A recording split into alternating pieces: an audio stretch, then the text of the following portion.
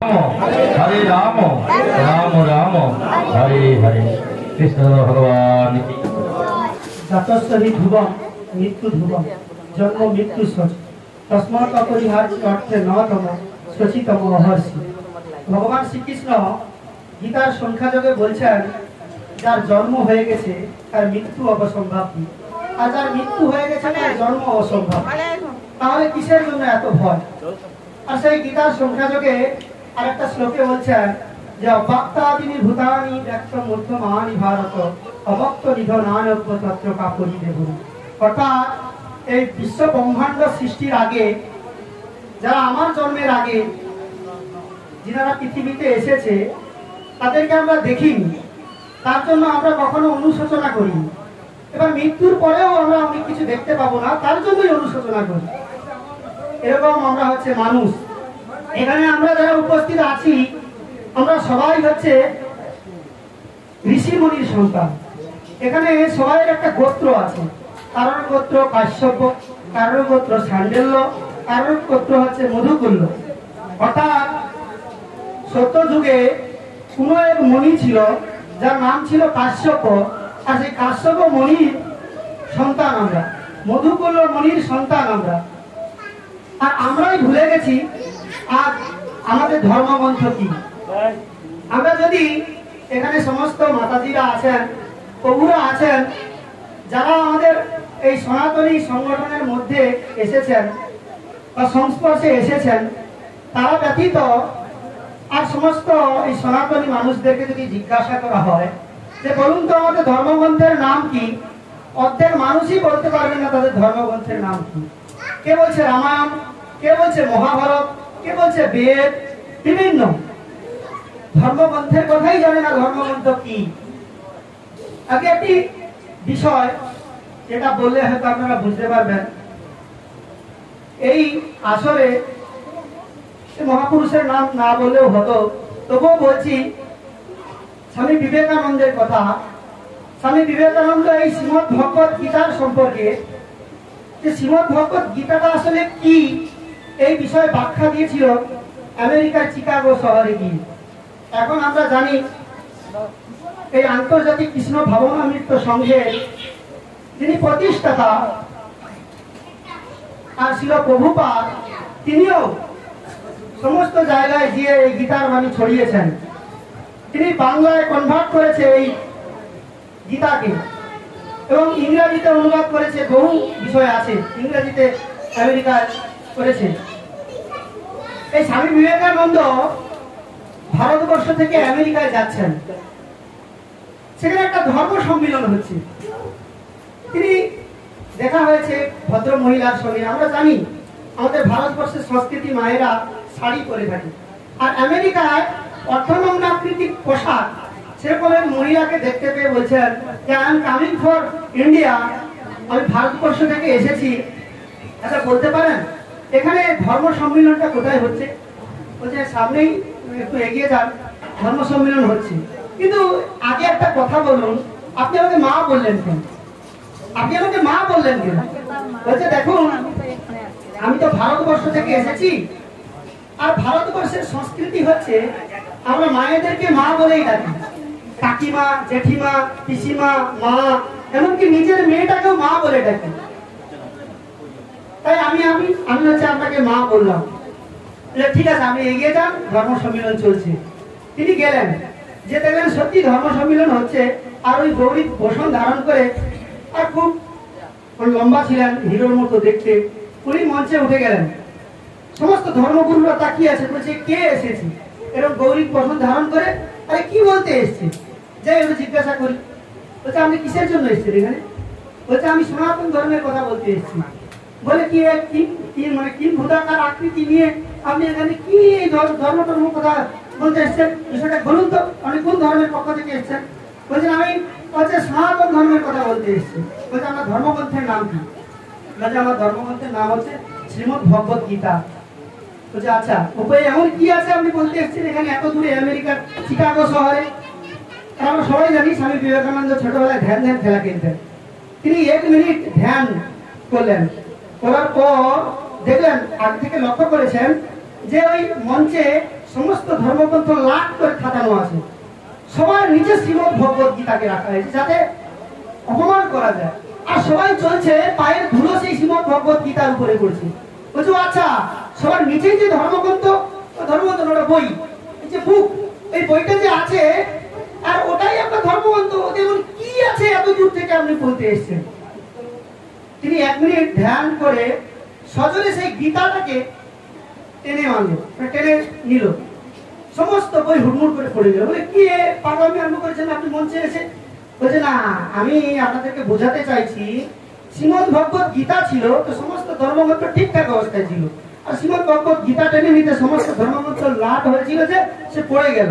এটা দ্বারা আমি বোঝাতে চাইছি যে সনাতন ধর্ম থেকে অর্থাৎ সংস্কৃত থেকে সমস্ত ভাষার সৃষ্টি হয়েছে, আর বেদ আর হচ্ছে আমাদের এই শ্রীমদ ভগবত গীতা, এখান থেকে সমস্ত ধর্মগ্রন্থের চিন্তা ভাবনা তৈরি হয়েছে।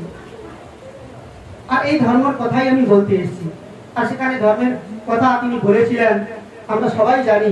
আর সেই শ্রীমদ ভগবত গীতার কথা আমরা এখানে জানতে এসেছি।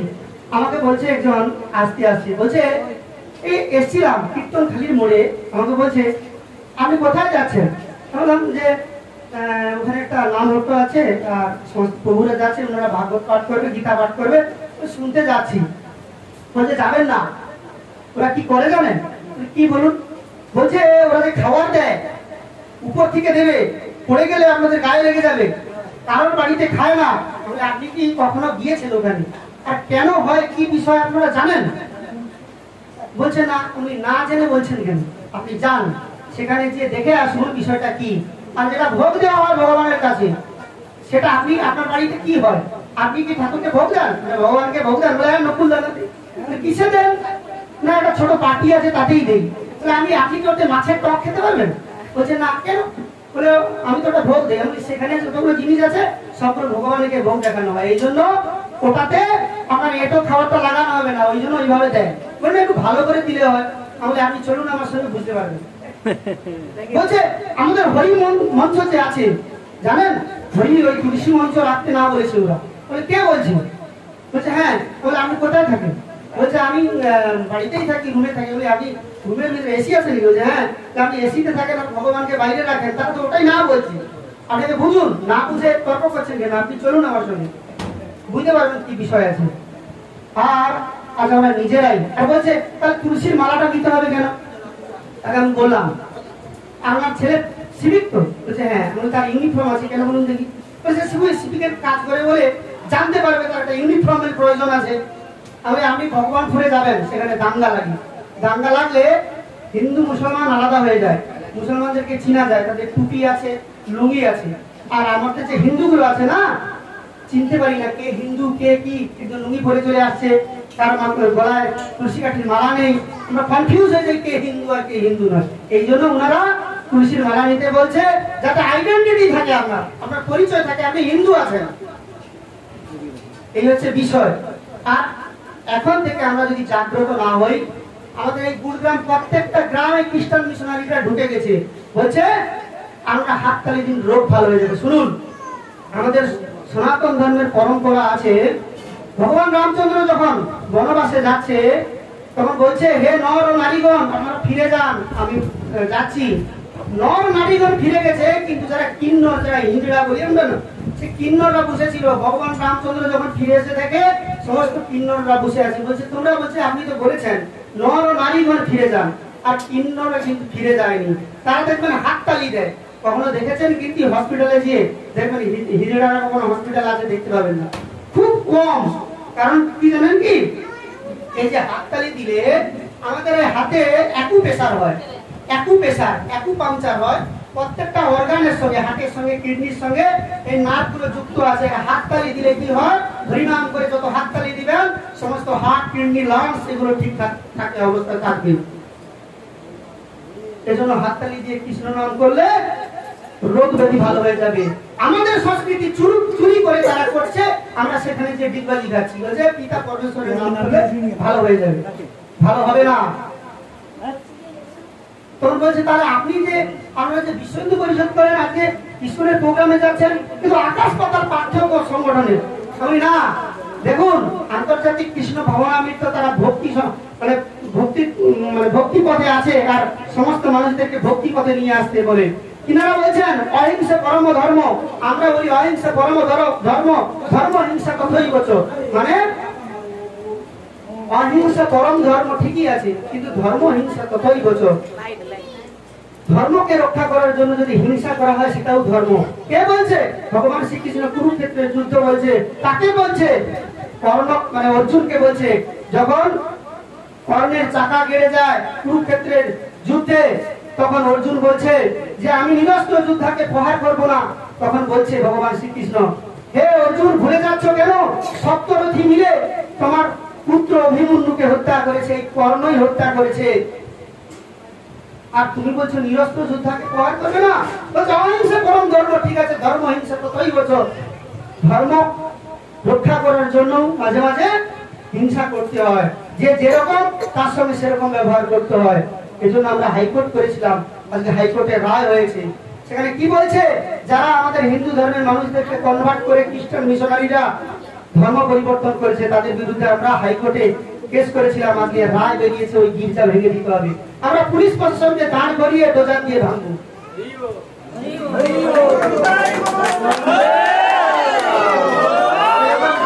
প্রত্যেকটা জায়গায় হবে, প্রত্যেকটা বাড়িতে আপনারা ভক্তি পথে যাবে। এই যে নাম আমরা বলি, এই নাম সংকীর্তন হলো ভগবান, আমরা জানি কলি যুগের অবতার হয়েছিল গৌরাঙ্গ মহাপ্রভু।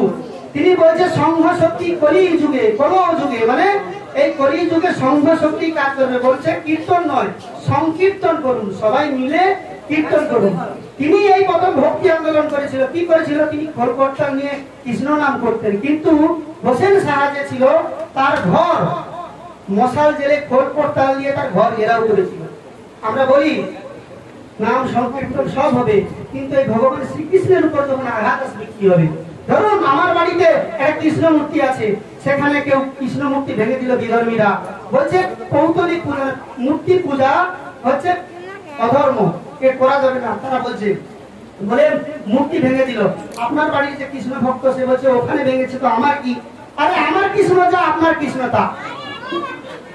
আমার বিবাহে যে মন্ত্র উচ্চারণ হয় আপনার বিবাহ সেই মন্ত্র উচ্চারণ হচ্ছে। বলছে ও তো বাগদি, আমি তো তিওর, আমি তো হাড়ি, আমি তো মাহেশ্বর।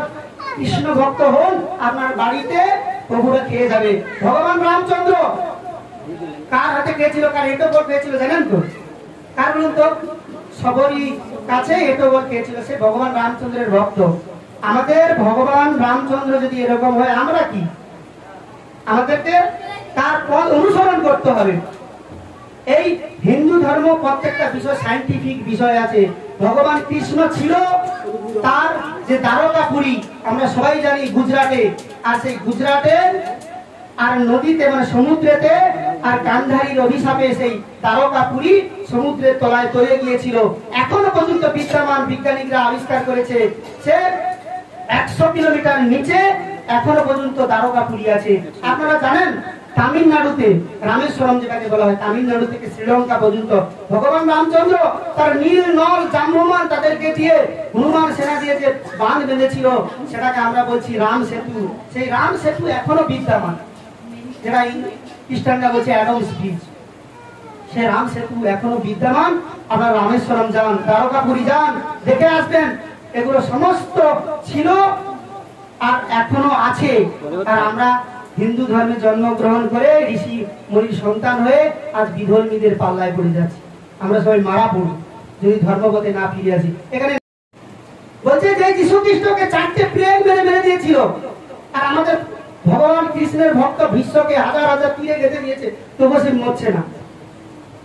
অর্জুন যে কৃষ্ণ কৃষ্ণ বলছে, হ্যাঁ মরছে না। আমাদের ভক্তের এত ট্যালেন্ট, আর সেখানে ভক্ত তো 4 পীরেকে মারা গেছে, বলতে নেই কোন ধর্মের কথা। আপনারা একত্রিত হন আর নাম সংকীর্তন করুন, কোনো লজ্জা নেই। হাত তুলে কৃষ্ণ নাম বলে লজ্জা লাগে না? ছোট ছোট বাচ্চাকে কৃষ্ণ নাম করালে কিন্তু কি লজ্জা লাগে নাকি? হাত তুললে এখানে নাচলে কি লজ্জা লাগে? এই জন্য নাচছে দেখে চলে যাচ্ছে। ঠিক আছে, সবাই ভালো থাকবেন। প্রভুরা আছেন, ভাগবত কথা বলবেন। আমার এই অধমের মুখে ছোট কিছু কথা ছিল বললাম।